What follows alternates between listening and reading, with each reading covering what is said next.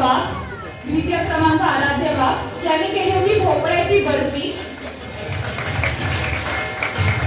भोपळ्याची बर्फी.